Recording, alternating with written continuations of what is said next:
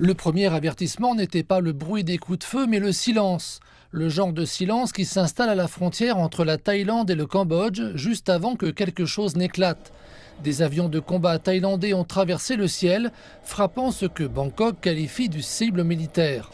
Le Cambodge a signalé que des villages avaient tremblé sous les explosions, puis le calme fragile qui régnait à la frontière depuis des mois s'est effondré en un clin d'œil.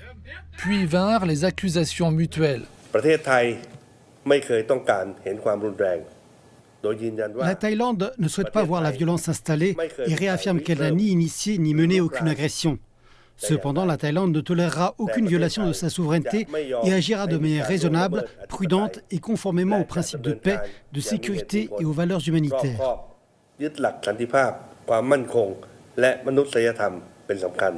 Le Cambodge a également démenti avoir tiré le premier. Aucune des deux parties n'a cédé. Chacune a insisté sur le fait qu'elle faisait preuve de retenue.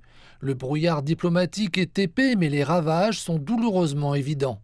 Ce qui a commencé en juillet 2025 comme une nouvelle série de manœuvres territoriales s'est transformé en une spirale de violence.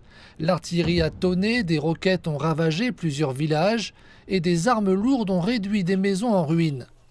La peur s'est emparée de communautés entières. En quelques jours, alors que le nombre de morts était supérieur à 40 et que près de 300 000 personnes étaient déplacées, les deux nations, sous la pression intense de la région et de la communauté internationale, ont accepté un cessez-le-feu immédiat et inconditionnel. Cependant, la trêve qui a suivi, négociée par les États-Unis, était plus un pansement qu'une avancée décisive, signée sous la pression. Elle était maintenue par l'espoir de tourner la page ou du moins de gagner suffisamment de temps pour désamorcer la situation et rétablir la confiance. Mais la paix n'a duré que quelques mois.